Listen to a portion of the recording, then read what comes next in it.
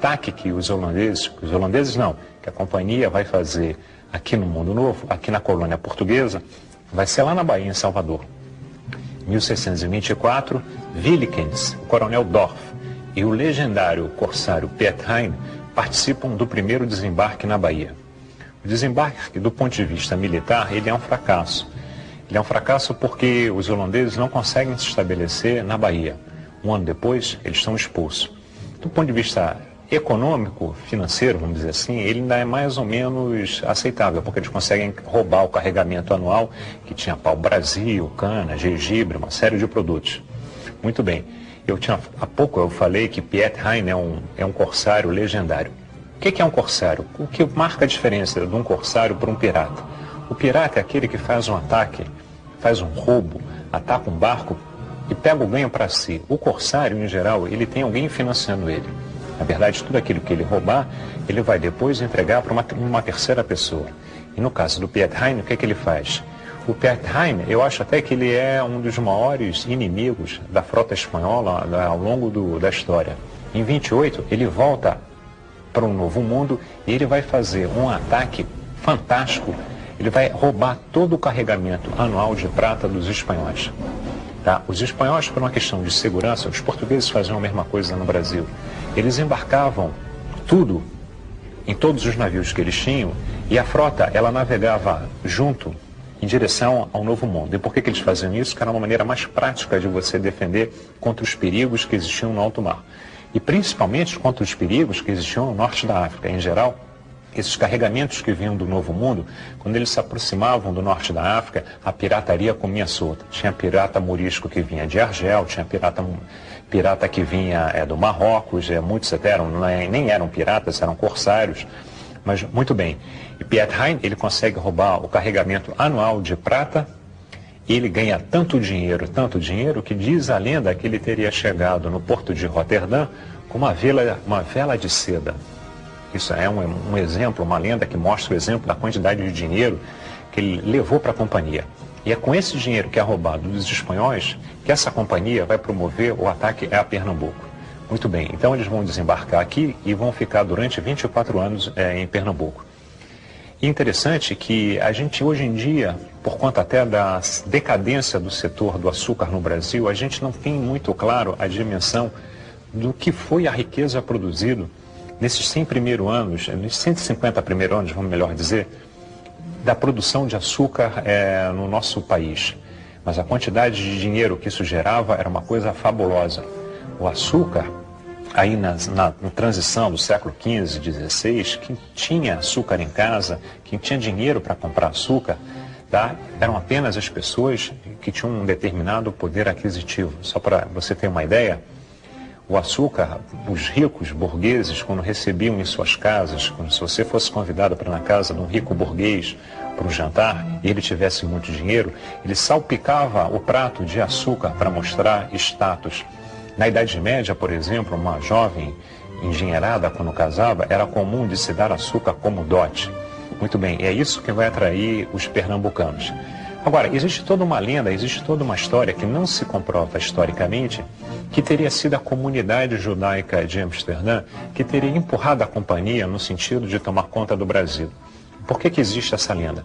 Porque os judeus eles foram expulsos da Península Ibérica em 1492. Estou falando de Espanha inicialmente. Lá eles tinham vivido durante muito tempo, na época que os muçulmanos invadiram a península, eles viviam de maneira muito bem integrada. Viviam cristãos, muçulmanos e judeus. Não havia nenhum problema. A comunidade judaica era de tamanha confiança, tá, que inclusive as autoridades judaicas eles tinham o direito de recolher impostos dentro da comunidade. Tal era o grau de confiança, de integração desse setor dessa religião na Espanha muçulmana. Muito bem, em 1492 os muçulmanos são expulsos, os reis católicos eles entram num certo clima de fanatismo, os judeus vão ser expulsos da Espanha, uma parte desses judeus vai para Portugal, depois ela vai acabar sendo expulsa também. E o que vai acabar acontecendo é que você vai ter comunidades judaicas em que partes do mundo? Você vai ter na França, você vai ter na Holanda e você vai ter no norte da África.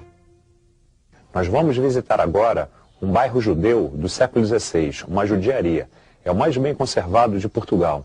Ele fica na cidade de Castelo de Vide, quase na fronteira com a Espanha.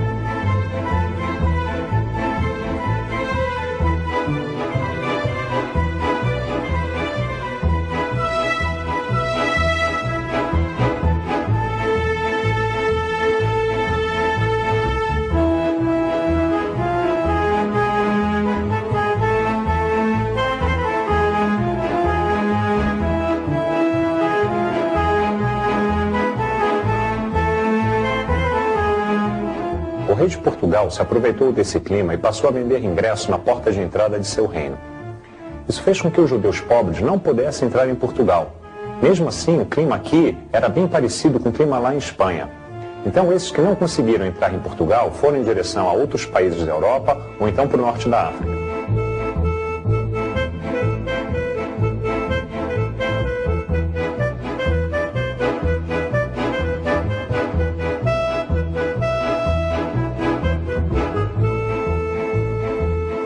O método de admissão de judeus em Portugal, posto em prática por Dom João II, era muito seletivo. Eles só admitiam a entrada de judeus ricos ou aqueles que detinham bom conhecimento manufatureiro.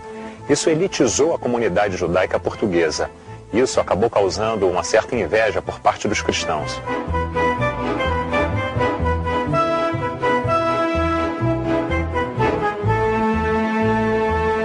A partir de 1470, todos os judeus de Portugal foram obrigados a se converter ao catolicismo. Os cristãos novos, uma nova camada social, também continuou sendo vítima de perseguições. Existia uma lei, a Lei de Estatuto de Pureza do Sangue, que impunha uma série de limitações aos membros dessa nova comunidade.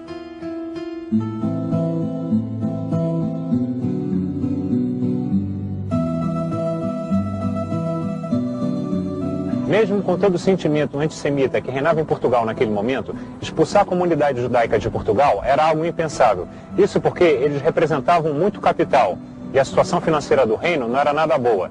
Então o governo de Portugal passou a estimular as conversões. Muito bem. Acontece que a comunidade judaica que sai de Portugal e vai para a Holanda, ela é profundamente lusofônica, ela é profundamente ligada aos valores culturais portugueses. Ela vai continuar lá em Amsterdã, falando português, comendo a comida portuguesa, se comportando como se nada tivesse acontecido. Portanto, passaram a dizer que teriam sido esses judeus que teriam estimulado a vinda da companhia em direção ao Brasil. Mas isso, na verdade, historicamente não se comprova, porque a Companhia das Índias Ocidentais, ela era o que nós hoje consideramos de uma sociedade anônima. Você tem o capital dela meio que pulverizado entre a população holandesa. Na época, eles nem eram chamados de Holanda, eles eram chamados de Países Baixos, porque ali é uma reunião de várias províncias. E, além do mais, aquilo ali era uma república. Muito bem, o que acontece? Os holandeses, eles chegam aqui, a religião predominante, tanto no Brasil holandês, eles são calvinistas, mas aqui eles vão tolerar o catolicismo e o judaísmo.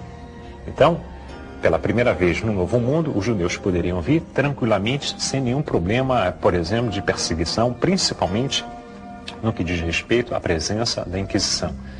E aqui em Recife, o que eles vão fazer? Vai ser aberta a primeira sinagoga do Mundo Novo.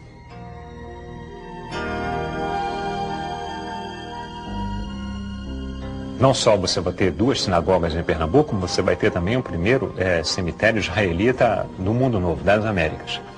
Uma das sinagogas ainda existe. Enquanto, principalmente, o Nassau estiver aqui, essa comunidade ela vai viver muito bem. Só para a gente ter uma pálida ideia da importância da comunidade judaica no Novo Mundo, o primeiro médico brasileiro, ele é uma pessoa que sai do Brasil. Tá? Ele tem, inclusive, um nome que é metade português e metade de origem hebraica. Então, para a gente ter uma ideia da importância da comunidade judaica aqui dessa parte do nosso país. Muito bem, o que acontece? Quando o Nassau se aborrecer com a Companhia das Índias, e ele vai se aborrecer por que motivo? Que muitas das coisas que ele pleiteia, junto às assembleias da companhia, não são aceitas. Então, por exemplo, se ele pede mais dinheiro para fazer um investimento no Recife, se ele pede mais dinheiro para fazer um ataque na Bahia, os holandeses nunca desistiram da Bahia, tá? Em geral, o que os acionistas falam? Eles falam que Nassau está gastando muito, que Nassau é um perdedor. Então, em geral, eles vão negando. À medida que o tempo passa e ele vai recebendo muitos nãos, Nassau era um homem que vinha de uma família super tradicional, de uma família nobre europeia. Era um homem que tinha uma situação financeira privilegiada. Muitas pessoas o acusam de ter sido um homem que gostava muito de ganhar dinheiro. Existem até suspeitas de que ele não desperdiçava nenhuma chance de entesourar cada vez mais.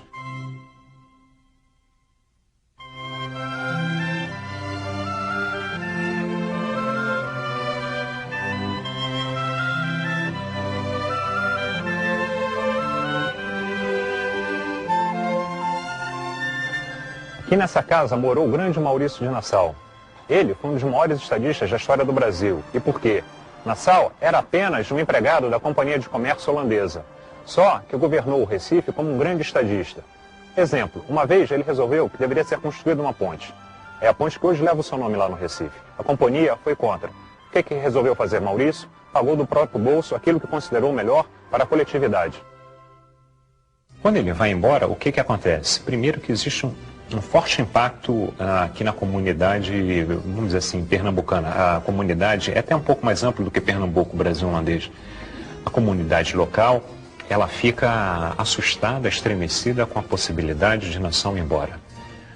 E o que acontece? Os índios mandam uma delegação e pedem para que Nassau fique.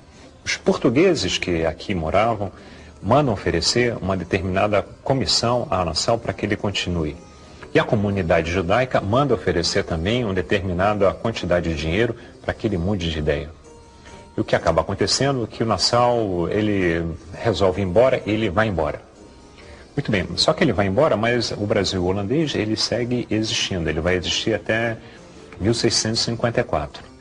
Um pouco antes da chegada dos portugueses, da volta dos portugueses, a comunidade judaica, quando eu estou falando da comunidade judaica lusofônica, eu estou falando de judeus aqui no Brasil holandês, estou falando também de judeus lá de Amsterdã.